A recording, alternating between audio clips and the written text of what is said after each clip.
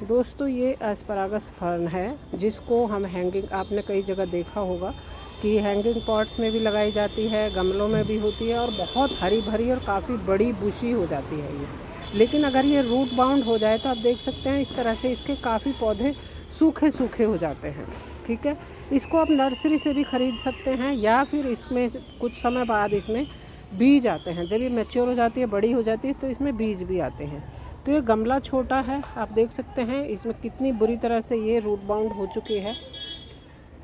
सारे गमले में जड़ें हैं, तो इसकी जड़ों को अब कोई स्पेस नहीं बचा है जहाँ ये जाए। ग्रोथ के लिए बिल्कुल स्पेस नहीं है, इसलिए इसके जो पौधे हैं वो सूखने शुरू हो गए हैं। तो इस स्टेज पर आकर इसको रिपोर्ट करना बहुत ज़रूरी है।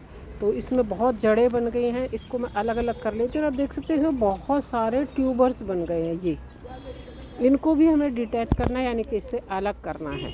इनको अलग करके फिर हम, क्योंकि जब दोबारा लगाएंगे तो नए ट्यूबर बन जाएंगे, तो हम इसको अलग अलग कर लेते हैं अच्छे से।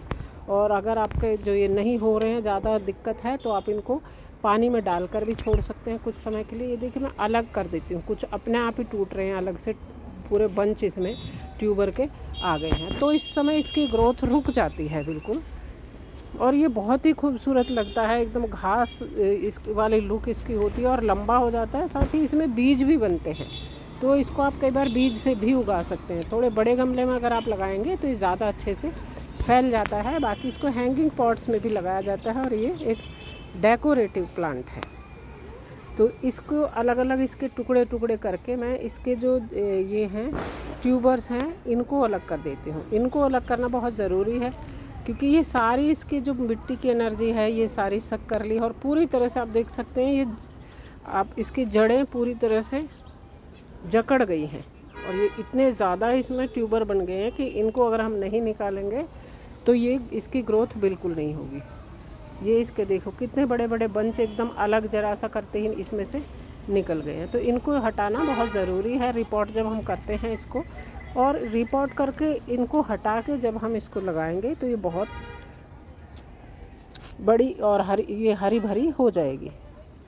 एस्परागस फर्न को लगाने का फ़ायदा तभी है जब इसकी लुक जो है हरी भरी हो, बड़ी हो जाती है, चारों तरफ फैल जाती है, और हैंगिंग पॉट्स में ये बहुत सुंदर लगती है। तो इसके लिए थोड़े से इस जो मिट्टी होती है वो आपको थोड़ी सी रेतीली मिट्टी लें, रेत उसमें मिक्स कर लें।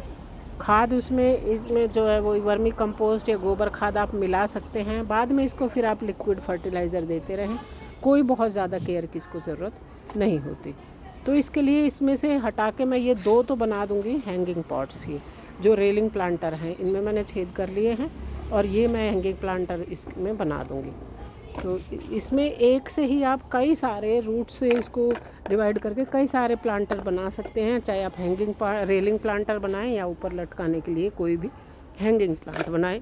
आप 6, 8, 10 इंच का कोई भी गमला ले सकते हैं, उनमें ये ग्रो हो जाएगी।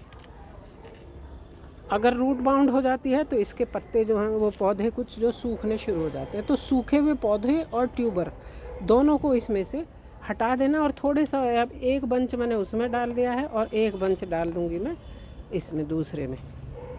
इससे 3 से 4 हम बना सकते हैं इसी से। ठीक है, ये मिट्टी मेरे पास बनी हुई रखी थी, उसमें से मैं इसमें डाल रही हूँ। इसमें वर्मी कंपोस्ट और ये इसमें काफ़ी सारा वो भी मिला हुआ है कोकोपीट, तो वो अच्छी मिट्टी है, उसमें ये बहुत अच्छे से ग्रो हो जाएंगे। ये मैं हटा दूँगी इसके, ज़्यादातर मैंने इसके वो जो हैं ये ट्यूबर्स जो हैं वो हटा दिए हैं। इसके बाद इसकी ग्रोथ हो जाएगी। अलग अलग करके छोटा बंच आप लगाएं, इसी से ये फैल जाता है। थोड़े से आप इसकी टहनी लगा देते हैं जड़ समेत, तो ये पूरे में फैल जाता है, बहुत अच्छे से ये ग्रो हो जाता है। बहुत ज़्यादा देखभाल की इसको ज़रूरत नहीं होती।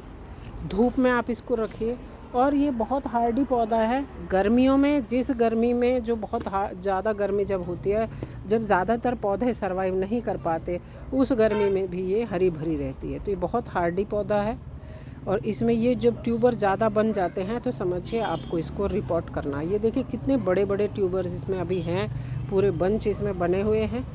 तो इनको भी मैं दूसरे गमले में लगाऊंगी, लेकिन इनको जो है पहले मैं पानी में भिगो के इसके ट्यूबर्स हटा दूँगी।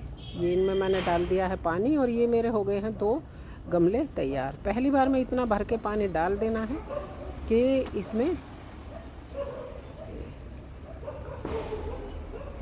देखिए वहाँ मैं लटका दूँगी इनको। अभी इसमें से पानी टपक रहा है तो यहीं रख देती हूँ। तो पहली बार में इतना पानी भर के डाल देना है कि नीचे तक उसमें पानी जब निकलने लगे तो समझो उसमें पानी पूरा चला गया है और मिट्टी हो गई है गीली। इसके बाद ये जो ट्यूबर्स हैं इनको हटाने के लिए, जब ज़्यादा हो गए हैं, इसमें बहुत ज़्यादा हैं, तो इनको मैं धो देती हूँ। इससे ये हो जाएंगे, इसके बाद भी इससे कुछ इनका नुकसान नहीं होगा। इसमें से एक्स्ट्रा जड़ें और ये जो ट्यूबर्स हैं जब हट जाएंगे उसके बाद इसको मैं दूसरे गमले में लगा दूँगी।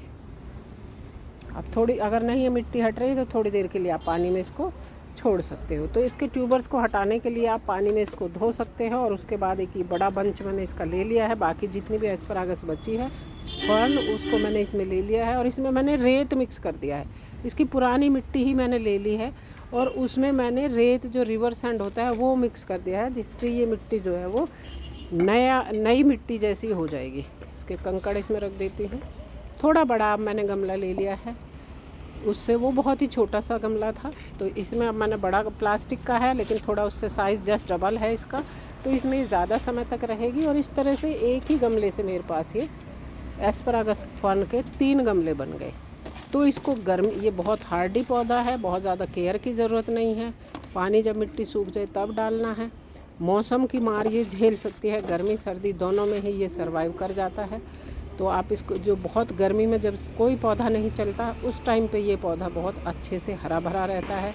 बहुत लंबे लंबे इसके जो ये फर्न हो जाते हैं और इसमें बीज भी आते हैं, जैसे छोटा वाला पहाड़ी बेर होता है उसके जैसे इसके बीज आते हैं। तो आप उसको चाहें तो उस बीज से ग्रो कर लें। फूल आते हैं, बीज आते हैं। तो ये मेरे 3 गमले एक ही गमले से हो गए हैं और इसको जो है अब ये काफ़ी चारों तरफ से अब ये हरा भरा हो जाएगा, क्योंकि अब इसकी जड़ों को स्पेस मिल गया है। ये देखिए कितने सारे इसके बंच जो हैं वो मैंने हटाए हैं। तो इसके ट्यूबर्स को हटा के आप इसको दोबारा से नई लुक दे सकते हैं। आप इसके हैंगिंग प्लांटर बनाएं, रेलिंग प्लांटर बनाओ, जैसे मर्जी इसको उगा सकते हैं।